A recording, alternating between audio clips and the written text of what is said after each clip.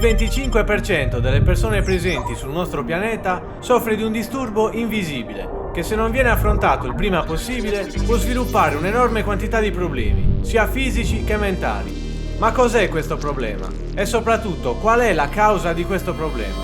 Se in questo momento sei seduto come negli esempi che stai vedendo, sappi che potresti già avere un disturbo muscoloscheletrico. Ma in questo video non solo ti mostrerò come risolvere per sempre la cattiva abitudine di sederti in modo scorretto, ma ti aiuterò a capire anche se la tua sedia è abbastanza ergonomica in modo tale da sostituirla prima che sia troppo tardi. Infatti, tra tutti gli elementi che compongono una postazione, solo uno di questi è direttamente collegato al nostro fisico: la sedia.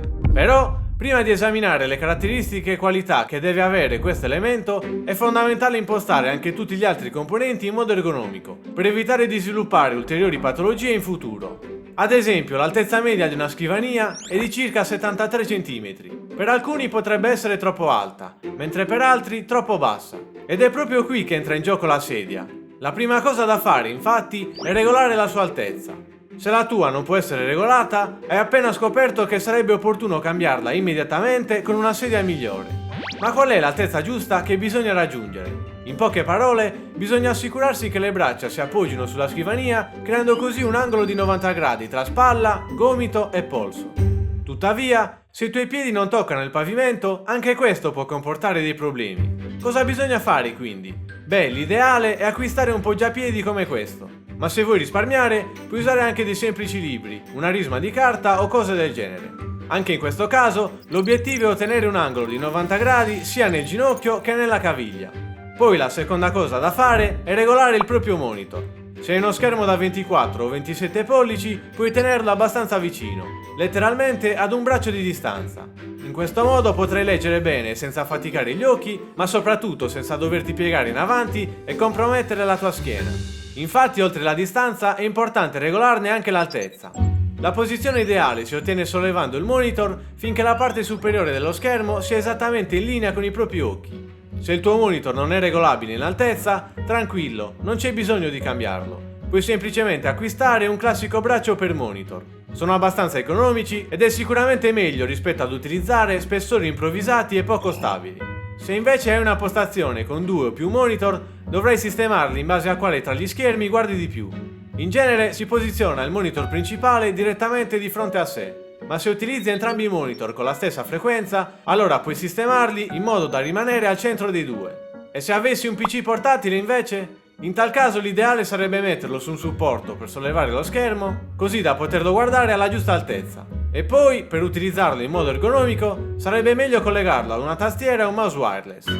Se non hai una sedia abbastanza comoda, però, sappi che adottare tutte queste misure servirà a ben poco. Ma cos'è che rende una sedia comoda e soprattutto ergonomica? Ci sono 3 qualità fondamentali che deve avere, oltre alla regolazione dell'altezza.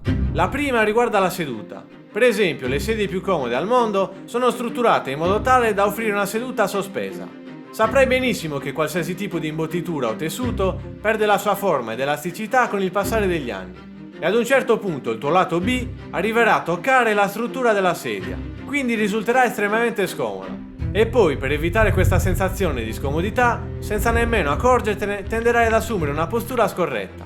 E in una sedia troppo economica, questo può addirittura accadere sin da subito. Mentre le sedie di fascia media oppure alta, invece, specialmente se hanno una seduta sospesa, possono garantire il massimo della comodità addirittura per decenni. La seconda qualità, poi, riguarda lo schienale. Per esempio, le sedie più comode al mondo hanno uno schienale con una struttura aperta e a più strati. Questo non solo lo rende molto più morbido e comodo, ma offre anche una maggiore libertà di movimento e di allungamento, che tra l'altro andrebbe fatto addirittura ogni 15 minuti che si sta seduti, perché è esattamente dopo quella quantità di tempo che tutti noi iniziamo ad assumere una posizione più rilassata sulla sedia e di conseguenza una postura scorretta. La terza qualità invece riguarda la reclinabilità. Una sedia ergonomica che si rispetti ha un meccanismo di inclinazione sincronizzato, che permette allo schienale e alla seduta di inclinarsi, ma allo stesso tempo mantenere la tua postura corretta e supportarti mentre ti muovi. Inoltre il raggio di inclinazione deve essere abbastanza ampio da consentire sia di lavorare con gambe e schiena dritte, sia di potersi reclinare all'indietro per quando ci si vuole rilassare. Però, se in passato ti è già capitato di avere dolori alla schiena, queste 3 qualità purtroppo non bastano. La tua sedia infatti dovrebbe avere anche delle funzionalità extra, come per esempio un sistema di supporto lombare integrato e un poggiatesta regolabile. Stesso discorso se la tua altezza è superiore a 1,80 m. Anche in quel caso la tua sedia dovrebbe avere delle funzionalità extra, come per esempio la possibilità di regolare la profondità della seduta e possibilmente di poter modificare anche l'altezza dello schienale. Tuttavia, queste qualità purtroppo non si trovano così facilmente nelle sedie economiche.